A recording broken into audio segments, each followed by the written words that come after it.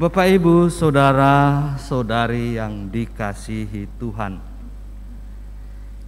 Injil hari ini menampilkan paragraf pembuka dari seorang penulis, yakni Lukas, kepada sahabatnya Theophilus. Lukas bercerita tentang visi tulisan, tujuan menuliskan, dan tokoh utama dalam Injilnya. Sebelum Lukas, tentu sudah banyak orang menyusun berita tentang Yesus, orang Nazaret itu. Penginjil Lukas bukanlah seorang murid yang pernah bertemu langsung dengan Yesus semasa ia hidup di dunia. Lukas mengenal Kristus melalui pewartaan Paulus.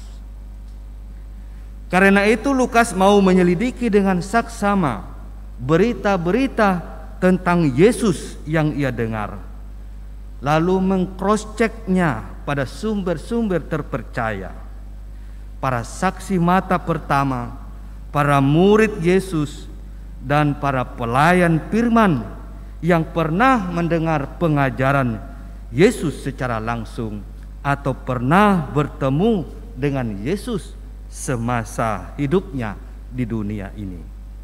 Dan akhirnya Lukas memutuskan untuk membukukannya secara teratur bagi Theophilus, bagi umat Kristiani yang baru bertobat. Bapak, Ibu, saudara-saudari yang dikasihi Tuhan, menurut para ahli kitab suci, di sini ada pakar kitab suci, Pastor Paulus Tony. Kalau saya keliru mungkin nanti bisa dikoreksi. Menurut para ahli kitab suci, Theophilus adalah seorang tokoh besar yang terhormat. Gelar yang mulia, Theophilus yang mulia, yang diberikan Lukas pada pembukaan suratnya ini mengartikan bahwa Theophilus tergolong orang yang memiliki jabatan tinggi, juga pasti seorang yang berada, yang kaya, yang banyak membantu Lukas dalam karya pewartaan dan penulisan buku-bukunya tentang kisah hidup Yesus. Kitab Injil Lukas dan Kisah Para Rasul adalah suatu bukti kerinduan dari Lukas untuk memberi kesaksian kepada Theophilus tentang karya keselamatan yang Tuhan Allah telah kerjakan dalam diri Yesus Kristus. Ada juga pakar yang berpendapat bahwa maksud nama Theophilus ialah orang Kristen, pembaca surat itu.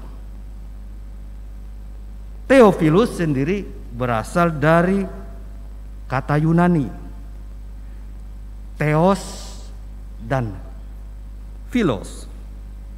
Theos yang berarti Allah, dan Philos yang berasal dari kata kerja philein yang berarti sahabat yang dikasihi. Jadi Theophilus artinya sahabat yang dikasihi Allah atau yang dicintai oleh Allah. Dengan pengertian bahwa orang-orang Kristen adalah sahabat-sahabat Allah, maka nama Theophilus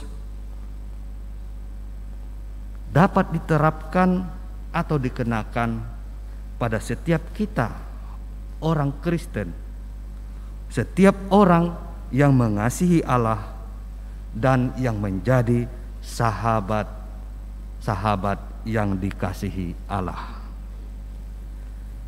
Bapak, Ibu, saudara-saudari yang dikasihi Tuhan, Tujuan Lukas menulis Injilnya adalah tadi juga sangat jelas dikatakan dalam Injil kepada Theophilus yang mulia, agar segala sesuatu yang diajarkan kepada kamu sungguh benar. Dalam Lukas bab 1 ayat 4. Keaslian dan kemurnian ajaran tentang Yesus menjadi fokus dan tujuan penginjil Lukas. Ia menyelidiki dengan teliti berita-berita dan cerita tentang Yesus yang didukung oleh saksi mata dan pelayan firman, saksi-saksi yang terpercaya. Jadi dapat dikatakan kebenaran dan keasliannya terjamin, bukan fiksi atau imajinasi, juga bukan dibuat-buat, bukan hoax, bukan berita bohong, tapi sungguh fakta yang terjadi, yang disaksikan, yang dialami oleh para murid Yesus, orang-orang yang percaya. Isi yang mau disampaikan pun sangat jelas, yaitu tentang hidup, karya, wafat dan kebangkitan Yesus Putra Allah yang telah dinubuatkan oleh para nabi sejak zaman dulu kala.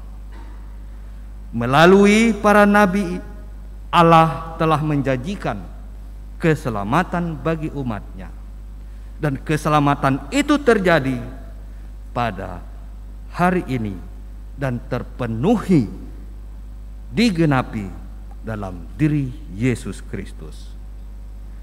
Kita mendengar dalam Injil tadi, Yesus ditampilkan sedang membaca nas kitab Nabi Yesaya yang berbunyi, Roh Tuhan ada padaku, dan seterusnya. Dalam Lukas bab 4 ayat 18 sampai 19. Dan dengan tegas setelah membacakan itu, Yesus mengatakan, hari ini genaplah nas ini.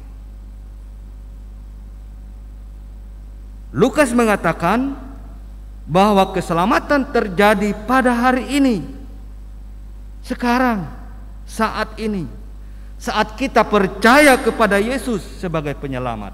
Bukan dulu, bukan besok, tapi sekarang, atau bukan yang akan datang, tapi hari ini, saat ini, saat kita percaya kepada Yesus sebagai Tuhan dan penyelamat kita. Keselamatan itu bukan masa lalu, tetapi hari ini. Kita pernah mendengar di dalam Injil juga, kepada Zakheus Yesus berkata, hari ini telah terjadi keselamatan atas rumah ini. Dalam Lukas bab 19 ayat 9. Dan kepada penyamun yang bertobat waktu disalibkan bersama Yesus, Tuhan Yesus juga mengatakan, hari ini juga engkau bersama-sama dengan aku di Firdaus. Dalam Lukas bab 23 ayat 43. Keselamatan tetap up to date hari ini dan sepanjang waktu. Itulah yang diwartakan oleh Lukas yang kita dengar hari ini. Maka Bapak Ibu saudara-saudari yang dikasihi Tuhan, semoga iman kita kepada Yesus tetap kokoh kuat sampai kapan dan dimanapun juga kita berada. Yesus adalah jaminan keselamatan bagi kita semua. Tuhan memberkati kita semua. Amin.